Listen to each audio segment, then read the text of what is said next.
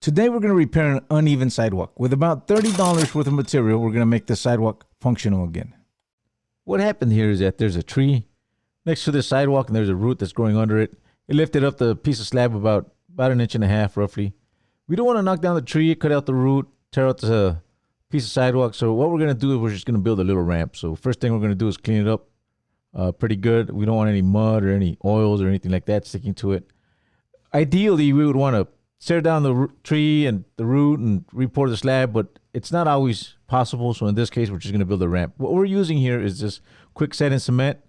It's about $18 a pail, and one of these pails will do roughly, I would say about 10 feet of sidewalk, of linear sidewalk or ramp, depending on how high and how far you're going to go with the ramp. First thing I'm going to use here is this piece of masonite. I'm going to use it on the side that's higher just to ensure that when I build this ramp, it doesn't go all over the place. The other material that we're using is this concrete bonding adhesive, and it's about $12, so that'll give us about a total of about $30. First thing I did is I got some clean water that I'm going to use to mix the cement, and I'm also going to use this water to prepare the slab for the new one. I did mix the adhesive into this water. This way, anything that I used with this water already has adhesive in it. So with my mixed water, what I'm doing here is I'm putting some moisture on the concrete, the existing concrete, and also some adhesive at the same time. Of course, we're going to mix the cement with water, and our water that we're using has the adhesive in it. So that way, any water that I use on this project has adhesive in it. This mix that I'm using has silica sand, so this is really, really fine sand, which means that when I terminate my ramp, it's going to be almost down to zero, so I can fade it in really, really good. If I were to use regular sand or like mortar or stucco sand, that would be too thick, and it wouldn't work because the termination would not end up, faded in. The other thing that you are going to need is a trowel, a finished trowel. I have a margin trowel that I'm mixing with, but you can mix with anything. And you're going to need also a brush, a good brush. We're going to give this thing the termination. This is about the consistency we want. We don't want anything that's self-leveling. We want something that'll hold itself structurally. So this is going to be a ramp. So this is what we're going to use. Like I said, we're going to need a brush, a good brush, because we're going to finish this concrete with a brush. So it's got to be a good brush, a decent brush.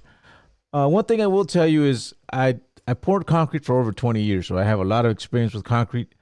Your slab may not, or your ramp may not look like what I'm doing, because obviously I've been doing it for many years, but it doesn't have to be, beautiful at the end. It's just got to be functional and flat. So just keep that in mind, that I poured concrete for 20 years, so I may make this look a little easier than it really is. Well, after I have enough concrete against this sidewalk, now I can just trowel it in or flatten it down. We do want to keep the ramp pretty consistent, so we're going to try and spread it out as even as we can to have this ramp length about the same consistently. And this is what's going to make it not be a trip hazard. So the longer you can make it, probably the better you'd be. Once I have enough material, I'm just going to trowel it in. And it's really, really basic. Just trowel it in. Try and keep your ramp as consistent as you can.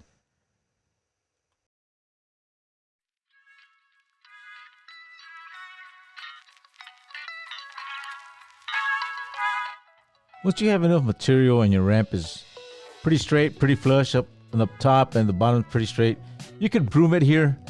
At this point, I'm going to edge it, so I'm going to do a little bit more work. But you could, right there at that point where I was at, you could have just ran that brush across from the way you walk, and it would have been good.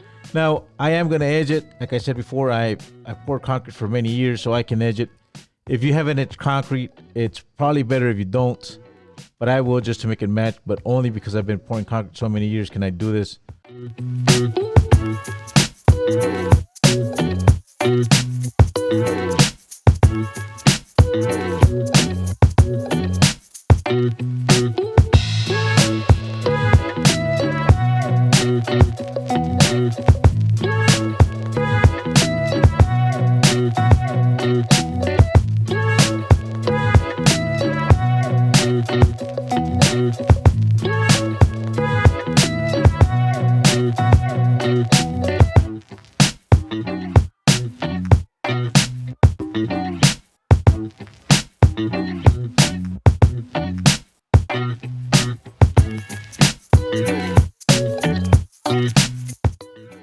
don't have enough experience with an edger, I would advise not to edge it. Just leave it, just burn it in, leave it flat, because the edger can actually roll your edges and it'll make it worse. Now,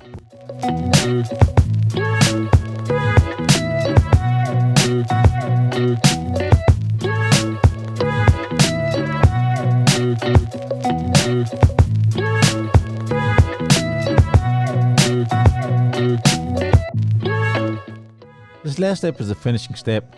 When I said you can broom it, what I meant is with the broom and with the brush, and you put a little bit of water, this is how you fade in your edge. If you didn't edge it, you don't have to worry about it, but you do have to broom it at the end, and that's what's gonna give it the finish. It can't be slippery, so you always want to go against the way people are walking. So this is the way you would broom it, just like you would broom a sidewalk, and that's gonna be it. That would do it.